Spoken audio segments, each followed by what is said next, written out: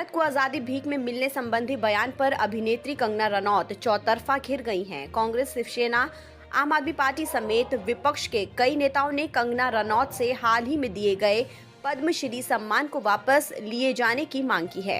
कांग्रेस नेताओं ने कंगना के बयान को देशद्रोह बता दिया। वहीं एनएसपी नेता नवाब मलिक ने हजारों स्वतंत्रता सेनानियों का अपमान बताया। प्रधानमंत्री नरेंद्र मोदी ने शुक्रवार को रिजर्व बैंक की 2 ऐसी योजनाओं की शुरुआत की है जिनका आम आदमी को काफी फायदा होगा। प्रधानमंत्री नरेंद्र मोदी ने वीडियो कॉन्फ्रेंसिंग के जरिए भारतीय रिजर्व बैंक की रिटेल डायरेक्ट स्कीम और रिजर्व बैंक एकीकृत लोकपाल योजना की शुरुआत की। कांग्रेस के पूर्व अध्यक्ष राहुल गांधी ने एक बार फिर बीजेपी और आरएसएस पर निशाना साधा है।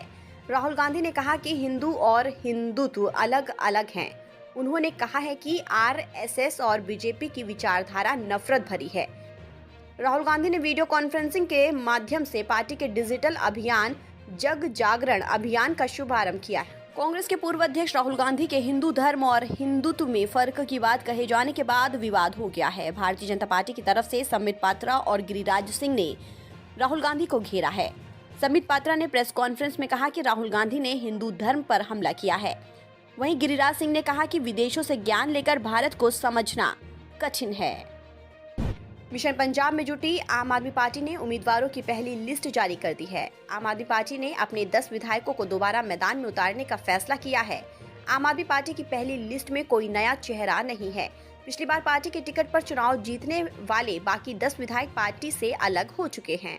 उत्तर प्रदेश विधानसभा चुनाव के लिए बीजेपी की ओर से दिग्गज नेताओं की पूरी फौज चुनावी मैदान में उतर चुकी है। ऐसे में वार पलटवार का दौर जारी है। इस बीच अमित शाह के दौरे से पहले अखिलेश यादव ने निशाना साधा और कहा कि यूपी में हार की डर की वजह से बीजेपी के नेतृत्व में खलबली मची है, इसलिए बड़े बड़े नेता बार बार यूपी का दौरा कर रहे हैं। उत्तर प्रदेश के पूर्व मंत्री गायत्री प्रसाद प्रजापति को उम्र कैद की सजा सुनाई गई।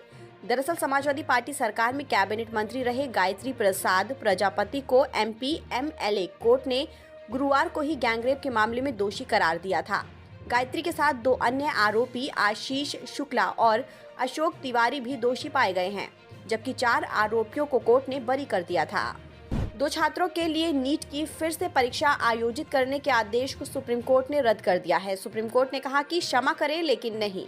इससे पहले सुप्रीम कोर्ट में अपना पक्ष रखते हुए केंद्र सरकार ने कहा था कि अगर नीट यूजी की परीक्षा दोबारा कराने का निर्देश दिया जाता है तो ये पैटर्न बन जाएगा। दरअसल बॉम्बे हाईकोर्ट ने 2 मेडिकल उम्मीदवारों के लिए फिर से नीट यूजी 2021 की परीक्षा कराने का निर्देश दिया था।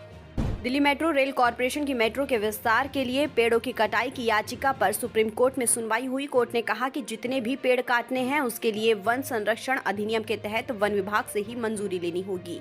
साथ ही कोर्ट ने कहा कि वो अपनी ओर से नियुक्त केंद्रीय अधिकार प्राप्त समिति की इस दलील को स्वीकार नहीं करेगा कि सभी पेड़ वन नहीं हैं। शुक्रवार को सेंसेक्स और निफ्टी दोनों इंडेक्स ने कारोबार की शुरुआत हरे निशान पर की और लगातार तेजी बनाए रखी। कारोबार के अंत में सेंसेक्स और निफ्टी तेजी के साथ बंद हुआ।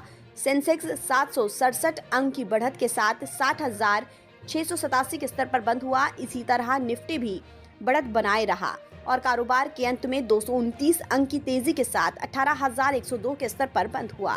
फिलहाल इस खबर में इतना ही। देश और दुनिया की तमाम खबरों के लिए आप बता